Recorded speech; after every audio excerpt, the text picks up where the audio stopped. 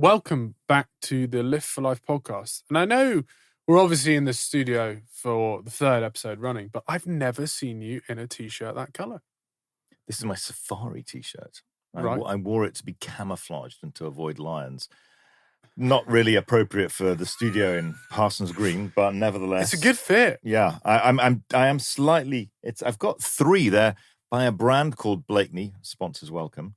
And Blakely, I think Blakely it's called. Was this an Instagram advert? Yes. Yes. I think I'm the guy that was wearing it looked like I want to look, so I thought I'll buy that and I'll become like him. Anyway, so yeah, and it actually fits me quite well. I think, as you always say, it's a bit tight around the biceps, Yes, and a bit more relaxed around the midriff. Yes, and so I don't look like Big G. Yeah, you actually. If it was really tight around the midriff, I'd look a bit more Big G-ish. But you did say you didn't want this podcast to be about me. So let's stop talking about my t-shirt. You started it. No. So let's talk about your polo shirt or something like that. Yeah, I mean, they're a great fit. We all know the Ralph Lauren quarter zips just fit particularly well, don't they? They are designed for people who lift, I heard. Yeah, and only 250 quid each as well. No, they're actually less than that. But you get your special Angus discount. Yes, I do get a special Angus discount. But no, I would like to apologise to listeners because I think recently we've spoken too much about G-Dog and we need to get back on track with helping. Just criticise other people. But when I say something about you, you then go off on a tangent about yourself. So what you've got to try and do is almost maybe ask me a question, which would be nice. Or just not talk about yourself for too long, yeah? Yeah, we'll talk about you a lot. Anyway, we'll crack on with the show. I don't think I've ever said the show, but so good. It's called the show. Angus, we got a show. Anyway, we're going to be talking about the biggest mistakes you can make in the gym. There's going to be obviously some serious stuff, but also some funny stuff because we've seen some very funny stuff in the gym environment, that's sure. I think I'm going to kick things off, actually. And I'm not going to talk about me personally. I'm going to talk about, as you said, criticizing other people. But I think January was obviously a month or so ago now. It will be. And there were some real standout things for me in that period. And gym etiquette was obviously one of the things that really was lacking through the January months. But that aside, some of the techniques on show was absolutely staggering. And I actually think a lot of the people who aren't now training who were in January, they're actually just injured. It's not down to motivation. They've just absolutely knackered themselves. So I know people say people give up because they've not seen results, but I actually think a lot of people will have given up because they've injured themselves. So technique is obviously something that can be a very easy mistake in the gym. What would be another mistake you've seen in the gym? We talk about it many times, but the obvious one that I see people doing, no matter how much we talk about it on the podcast, no matter how much I tell people, is just running a lot before a weight session. It's people say, I warm up by running. And I'm like, no, you warm up by mobility. How many times I've had to tell you? But people carry on doing it. People feel that they need to get warm by running. And then they go and do some leg day and they get injured. I think another thing additionally to that is on the technique side of things slightly is the tempo. I think people are literally single arm rowing like they're trying to start a lawnmower. It is, again, we obviously have reiterated that message before, but think about controlling the weight and making sure that you control the weight. It doesn't control you if you want to build muscle. And also, to be honest, even on the rowing machine, I would suggest, I think my rowing technique is quite good because I used to row at school, at university. But I do see a lot of people on the rowing machine in the gym, and I just think they're going to get really bad backs because they're just hunched over. Then they're not pulling the oars to their chest. They're not straightening their legs. And it just looks really, really bad form. So just look at some rowing videos and try and get the rowing form right. I think that's one basic thing to avoid injury. Also, big debate over clothing always. So is there a big debate there? In my weekend gym, a huge number of people are training topless. Is Hang that on. What? In the main gym floor? Yeah. What? Just training topless? literally just wearing shorts and trainers Okay, that's not on. is not on? No. If they're in the, I know the gym. Yeah. So are you sure they're not in the high rock zone? No, in both sections, and usually a lot of running topless. That's very common Yeah. on the treadmill topless. God, it's become that. Yeah, and then the other alternative is people like Imran who are wearing a massive hoodie and tracky bottoms. So you've got someone in shorts, trainers, and nothing else, and then Imran looking like some demon, fully clothed with a hood on. Do you go for the topless look? Yeah. No, so I'm happy medium. So I'm sort of vest and cap. But just what do you think? Well, what's ideal? Well, I think anything that is considered gym kit. I think look, the gym you train at Fulham on the weekends is an anomaly. I don't think many normal gyms are like that. And I think if you're strolling around topless, a quick photo I think is acceptable. Maybe that's because I've been in the influencer scene to some degree for quite a while. That doesn't bother me too much. But I think if you're on a bench topless and doing like doing chest supported rows, or your sweaty back is on the bench, I think that's rank personally. Right. So that is where I draw the line there. But I think any gym kit is acceptable, to be honest. I think we've had some debates around some shorts that I'm trying to not talk about you too much, but so people should wear. So when I'm buying shorts, generally you can get 5 inches. I think there's some that 3 inches. They're not good. They're a bit like Kylie Minogue. Yeah, you've done 3 inches before, which haven't not good, right? So 5 inches is the basic, I think. Yeah. But some people, the big question is how revealed your quads are when you wear your shorts. So I think it's very personal preference, isn't it? But I've noticed in the past month or so, because there's this new fashion trend we all saw in the fashion shows in Paris, that people are wearing tighter clothes and people are wearing, I'm not saying we're going back to sort of 1970s disco, but people are just wearing shorter shorts. And I'm definitely seeing that in the gym. So people are sort of moving toward, we're not talking about me, but they are moving towards my direction in wearing shorts that reveal their quads more. What do you think about the length of shorts? Well, I think 5 inches spot on. I think the Lululemon shorts are the best shorts in the game with the inners. I did buy some after you advertised which, them. You're happy with, but also your legs aren't quite big enough. So. No, I think that's the issue. You were pointing out when we had identical shorts on, and you pointed out that your legs look better than my legs looked. Which made you then go and train back squats. Which made me go and buy new shorts and throw the Lululemon ones away. Have you? No, I haven't thrown away. Okay, that's one thing. But the other thing is I get very confused about branding. So is it bad to wear Nike trainers and Adidas stocks?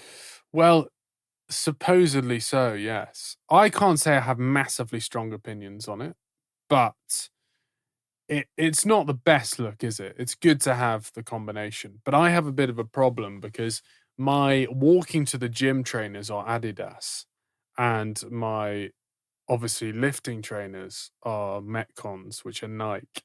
So occasionally I've not taken a spare pair of socks, but sometimes I obviously walk to the gym in my Adidas socks and change the socks.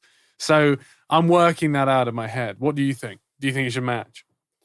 I've got some new Nike socks that I love that go with my Metcons. So to be fair, I have changed, but we're not making it about me. And we need to keep saying it's not about you. I would say that trying to have everything uniform is the best option, but many people, I'm not talking about me. Oh, you would go full strip. Many people say that they suit a Lululemon vest, but Nike shorts. Interesting. And some of the brands are not, you don't suit the entire brand. It's like, for example, I think I don't suit, it's not about me, of course, but I don't suit Ralph Lauren jeans, but I do suit the Ralph Lauren polo. So trying to work out what's best for you in different brand combinations is fine, but you don't need to have everything being exactly the same. But I do like my Nike socks. I do have some definite no-nos in the gym though, which are jeans. I keep seeing people in jeans in the gym. I don't know what it is. It's like people have either forgotten their kit or they actively like training in jeans. So if you like training in jeans, I'd love to know why. It doesn't make any sense to me. Your legs must get so hot. Sliders on leg day. Don't get it. People wearing sliders into the gym. It's dangerous. No, exactly. Just don't understand it. What about Ugg boots on leg day? Well, they're quite a flat sole, aren't they? It could be. But your feet would get quite hot. But yeah, probably not Ugg boots. Definitely not. I've seen people doing treadmill sprints in Converse trainers. I don't understand what that means. Do you know what a Converse trainer is? It's just a trainer called Converse. But have you seen a Converse trainer? Yeah, and they're just trainers. Well, no, the ones that have the up to like the ankles. Oh yeah, they're like hip hop guys. Yeah, the hip hop guys. Okay, yeah, I've seen people doing sprints in those. That's athleisure. Well, it's so suboptimal. Yeah. My big one is the stringers where you may as well be topless. Don't get them. Stringer vests. Oh yeah, they're not good. I'm just particularly those gold gym ones. Yeah, never understood those. If I know in your gym they may basically see someone's pecs from the side. Yes, exactly. You'd be good in a stringer vest. And do you know what's interesting is one I've discovered recently is sunglasses in the gym. Where do you stand on that? I think it's a bad idea, but it's not about me, of course, but you criticize me for wearing glasses in the gym. You said never wear glasses. Only wear contacts or just looking. You said you look like a rookie if you wear glasses in the gym. Because I wear glasses in the gym, obviously. You're a hypocrite then because you told me not to. No, because I have to. Otherwise, it's extremely rude because I can't see people. So why did you tell me I couldn't? It was more. So at the time, it was the glasses of choice. You've upgraded your glass game now, so it's acceptable. But they were definitely in the centrist dad category of the old ones. Okay. They were the kind of, do you know the three blind mice? No. People know the three blind mice. It was those kind of glasses. And they just made you... I've never seen a mouse wearing glasses. They made you look your age, is the way I describe it. So that's why I think I came in. Oh, yeah. What do you think about sauna and steam room etiquette? Total nudity? No, we've spoken about this. Yeah. You're big into that, aren't you? No, only in Austria. So yeah, and then but also another question in the sauna: do you wear the towel around you, or do you go in your shorts that you've been training in, or do you go in your Calvin Klein boxers? I think it's quite personal. That I think actually, I think it's down to the setup. So you've obviously your gym in Fulham is all men, whereas the gym that I go to is communal. So you would go in your swimming trunks because you'll have gone into the change room and then gone through to the spa area. Where if it's in the change room, you're more likely to be towel or boxers, aren't you? Yeah. So in my gym, it's a combination of the three. I've actually started just doing it in my training shorts because I thought my training shorts are already like sweaty from the training. So I just literally go in the shower and then go in the sauna and training shorts. And then ice bath as well. Unfortunately not yet. So yes, that's that. Then also conversation in the gym. What do you think about that? Well, it's a very good thing as long as you're timing your rest. So interesting enough, I've started training without headphones. And what was the reason for that? So I think I just wanted to use the gym as a more social environment, actually. And I've had more conversations in the last month than I did in the previous 6 months in the gym environment. Because anyone else you see who's not in headphones is more often than not keen for a natter. Yeah. So you have a chat. Although you can get the problem where obviously some people, I'm not talking about G-Dog here, become so popular in the gym that they can't time their rest, can they? No. So people are constantly coming up to individuals who are very popular and it can actually skew their training. So I need to watch out for that, I'm sure. That's true. What an on rest period. So that is a big mistake then. Now, actually, this is supposed to be a casual chat, but I do have a study on this. And it's interesting because it goes slightly against what Angus had told me. So this is a study by Lehman College. I think it's in America somewhere. And it says that longer interset rest periods enhance muscle strength and hypertrophy in resistance-trained men. So they did a study in resistance-trained men comparing a 1 minute's rest with a 3 minutes rest using the same volume of training.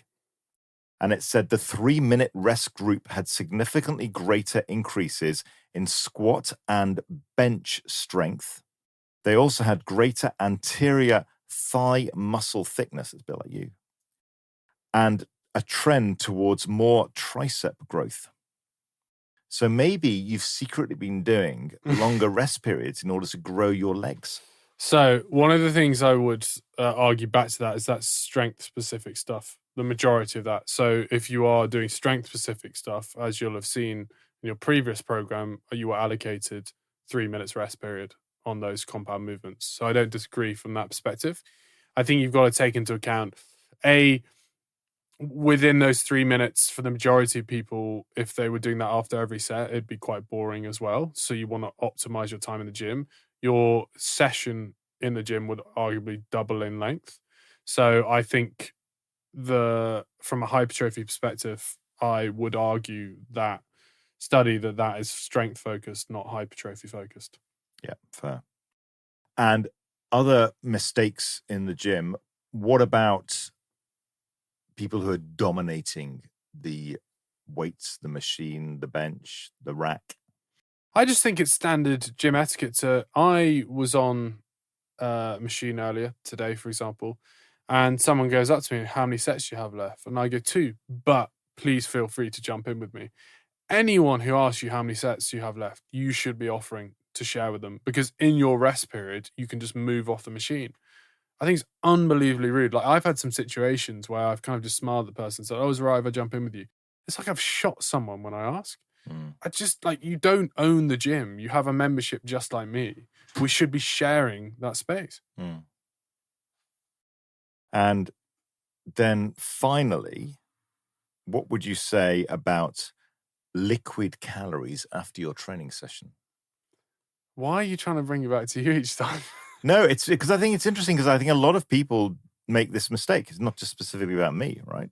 So I found, believe it or not, I wasn't specifically looking for this, but post-workout nutrition and liquid calories is a key part of mistakes in the gym. Is it actually? Yes. And so this is a study by McMaster University in Canada. It was a systematic review and meta-analysis, and bizarrely, whatever this is, a meta-regression of the effect of protein supplementation on resistance-trained induced gains in muscle mass and strength in healthy adults. Long mouthful there. And they did 49 different studies about it to see what happened when people had 1,000 calorie protein shakes after their training session. And they said, if your daily protein is already high, you do not need to supplement with protein shakes after your training. People have this view that because they've done a heavy lifting session, their muscles are going to need more recovery, therefore they need to have more protein shakes after their training. The university study said this is absolutely not the case. People who compensated for the training session with additional protein shakes ended up putting on more weight because the liquid calories didn't satiate them. So they carried on eating more calories during the day despite having the protein calories. So they ended up becoming overweight, although no additional benefits on recovery from the protein shake. How very interesting. That was actually a very good study. Yeah. So normal high protein whole food meals is usually better than a dessert style protein shake after your training session. Wow. How fascinating.